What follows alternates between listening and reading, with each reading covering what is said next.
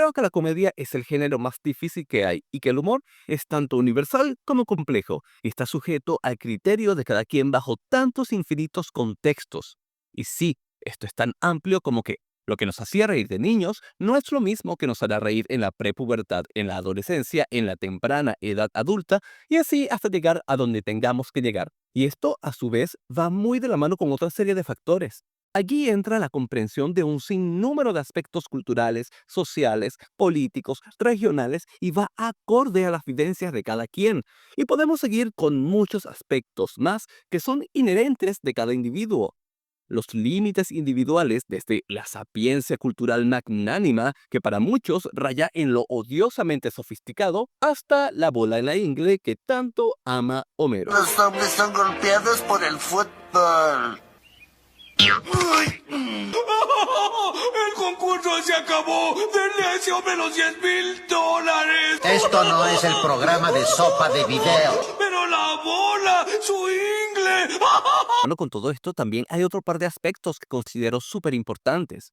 Primero, el estilo del comediante. Tenemos el anecdótico, el observador de la sociedad, el político, el comediante físico, el que no tendrá pelos en la lengua para hablar de muchos temas de los que a nadie les gusta hablar, el académico, el absurdista y muchos otros más. Pero también, en segundo lugar, tenemos el tipo de público. Y en este particular, además de lo que comenté al inicio, hay otras barreras para el cómico. Entre ellas, una complejísima para el hispanoparlante es que, pese a que todos, en teoría, hablamos la misma lengua, en cada uno de nuestros países tenemos jerga única de cada región. Tenemos palabras con connotaciones muy distintas entre cada nación. Esto mismo sucederá con anglosajones, portugueses, entre otros. Entonces, ¿cuál es el punto medio con todo esto? Creo que no lo hay. De niño veía a Bugs Bunny y compañía, una combinación entre absurdo, el reírse de los demás, entre una infinita gama de facetas humorísticas, hoy día muchas de ellas políticamente incorrectas. Pero también veía al Chavo del Ocho y el Chapulín Colorado, un humor más sencillo, siendo estos programas infantiles de la televisión mexicana, pero con guiones tan inteligentes que, muy en especial en el caso de El Chavo, son sujetos de estudios sociológicos. Y les aseguro que si de niño disfrutaste de El Chavo, dale una nueva oportunidad hoy día en tu edad adulta porque le encontrarás una nueva interpretación a algunas de las vivencias de los personajes y reirás ahora por motivos que de niño se salían de tu radar. Pero hay gente a quienes no les gusta esta serie. También crecí viendo Los Simpson. Quizás muchos pueden pensar que son amados por todos, pero lo cierto es que tengo amigos que por los motivos que sean, no les gusta. Y así puedo seguir con una lista infinita de los programas, comediantes, series, películas que me han hecho reír a más no poder toda la vida. Y el espectro será amplio, pero de la misma manera hay comediantes, películas, series que yo encuentro detestables, casi un insulto para el espectador. Pero ellos tienen su público nicho, porque ese público disfruta con esos códigos de comedia. Eso sí, lo mejor de todo está en realidad cuando ampliamos nuestra cosmovisión sociocultural y de no sé cuántas cosas más. ¿Verdad, Pochibi? Aunque como toda Latinoamérica somos fans del trabajo de Chespirito, cuando voy a México a mis veintipoquitos años y veo en televisión comediantes mexicanos hacer sus rutinas, muchas de ellas las encuentro tontas, no me gustan realmente, no entiendo por qué la gente se ríe tanto de ellos. Pero allí está el tema, la falta de comprensión, el no entender el contexto, su jerga y muchos aspectos más. Claro, estoy viendo la televisión abierta o el cable mexicano, que está dirigido para los mexicanos, así que hablarán bajo códigos de comedia inherentes al mexicano, similar en aquel entonces con los venezolanos. Aún el tema migratorio venezolano no era per se un tema. Así que no nos habíamos esparcido por el mundo, y quizás por eso, para entonces, hablo de mediados de los 2000, no había una conciencia tan amplia de que nuestro humor es nuestro y lo entendemos nosotros. Pero esos códigos no tienen por qué funcionar afuera de nuestras tierras porque no tienen que entender el contexto en el que vivimos. Eso sí, me tocó convivir con mexicanos, mi cuñado es jarocho, compartí con muchos amigos y familiares allá durante mucho tiempo, así que pude comenzar a comprender al mexicano en su propio lenguaje y allí todo el panorama para mí cambió. Y si vamos con el caso de George Harris en Viña, ha pasado tiempo ya, pero me cito para seguir ejemplificando. Jamás me ha gustado su estilo y no entiendo ni entenderé cómo es que muchos de los comediantes venezolanos que sigo les encanta casi al nivel de idolatrarlo. De todas maneras, y el inicio de su rutina, porque pues hay que apoyarse entre venezolanos, y creo y seguiré creyendo que fue un total desacierto. Hoy día pienso que puede haber un aparente sentido de universalidad en su rutina, pero lo cierto es que hay un tema nostálgico que en este caso solo el venezolano comprende. No por los elementos como el reloj o el teléfono de disco, que creo que los hubo en todos los países, pero el contexto es más relacionable con el venezolano, porque esas figuras maternas que él identifica como la tía o la mamá, no me acuerdo bien, son más venezolanas que chilenas, y por tanto el venezolano rápido identifica el carácter, la jerga, el comportamiento de esos personajes, y bien por él en ese sentido. Pero más allá de eso, creo importante considerar el escenario en el que presentas bajo el contexto social que hay entre venezolanos y chilenos. No pierdas tiempo saludando a tu gente. Comprende que hay una montaña que escalar y dale con todo. Ríete de la situación del venezolano como migrante, porque todos se van a relacionar independientemente de su nacionalidad. Habla del choque sociocultural que generamos en tantos lugares. Aprende de la sociedad chilena, pero no creas que ya los tienes en el bolsillo, porque para muchos venezolanos eres un ser súper querido, aunque a mí no me gusta, pero para el resto eres casi un desconocido. Los chilenos no van por ti, van por el Festival de Viña o por cualquier otro motivo, pero no te conocen en su mayoría. Ahora, adivinen quiénes están teniendo cada día más éxito con sus rutinas en Chile. Todos comediantes que iniciaron aquí o ya venían probando material desde antes de venir, pero personas que comprenden el contexto sociopolítico chileno y juegan con eso para crear situaciones o darle un toque humorístico a sus anécdotas.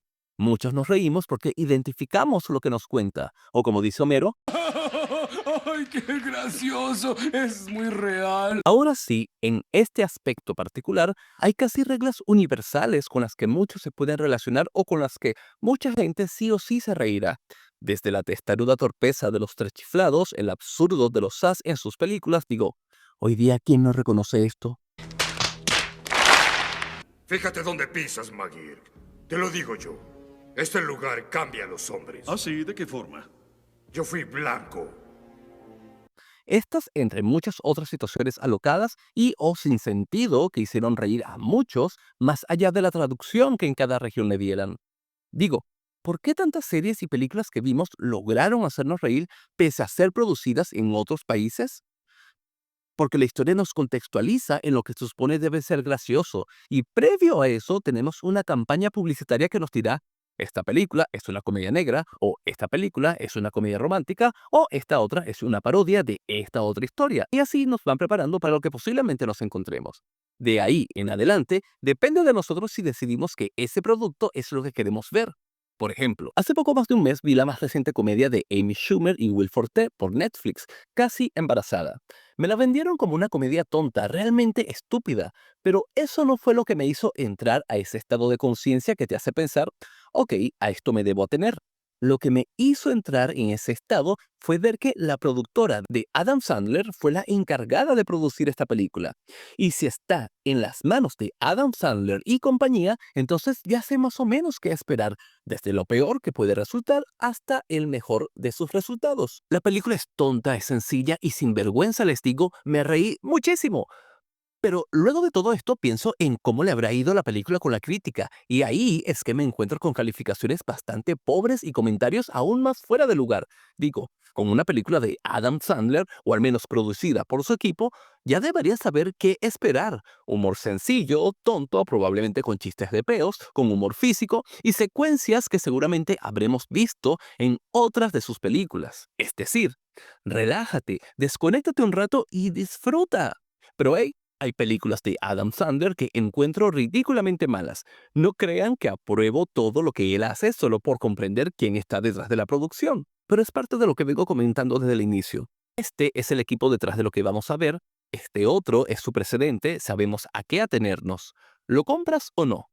Igualmente te puede gustar o no, pero hay cierta universalidad en su estilo de humor. Su público suele comprenderlo y sabe qué esperar, aunque veas esta comedia romántica con idioma original o con doblaje. Entonces, ¿qué funciona en el humor? Y por encima de todo, ¿qué funciona de manera universal? El humor físico quizás, y seguro hay quienes dirán que encuentran tontos a los tres chiflados. No entenderán la rareza de Mr. Bean, no soportarán al excéntrico Cosmo Kramer de Seinfeld o al Chavo del Ocho. Si el humor es verbalizado, entonces de cualquier manera es necesario un contexto, saber qué es lo que estamos viendo y por qué ocurre lo que ocurre. Pero, ¿cómo lo desciframos en formato humorístico? ¿Hay algo que descifrar? Yo me río de mis equivocaciones en el trabajo. Pienso en mis torpezas, que por cierto, la última casi me cuesta varios dedos.